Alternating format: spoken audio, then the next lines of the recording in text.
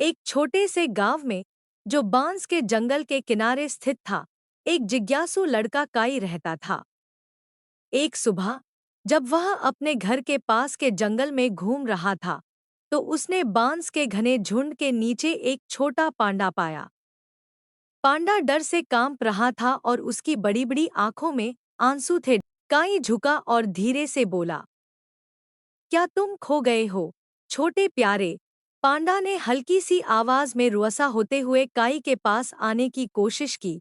काई ने उसे सहलाते हुए उठाया और अपने घर ले आया।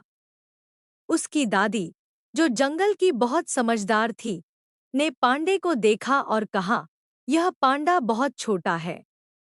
यह अपनी माँ से बिछड़ गया है। हमें इसे रात से पहले वापस जंगल में छोड़ना होगा। काई ने सिर हिलाया, लेकिन उसके दिल में एक उदासी महसूस हुई।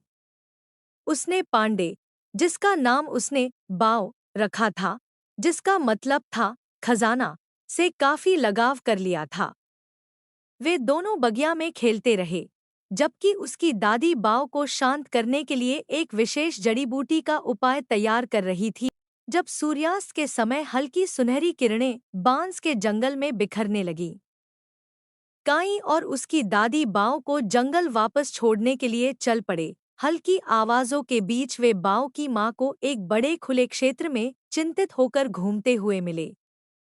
जैसे ही बाव ने अपनी माँ को देखा, वह काई की बाहों से कूदकर उसकी ओर भागा। माँ पांडा ने बाव को अपनी गोदी में ले लिया और संतोष की गहरी आवाज निकाली।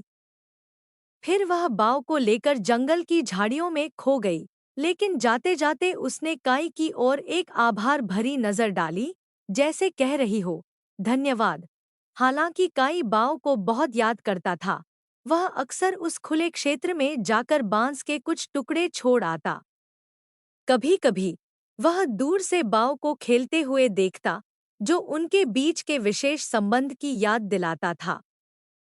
उस दिन के बाद से काई को गांव में पांडा का दोस्त माना जाने लगा और जंगल और भी जादुई महसूस होने लगा।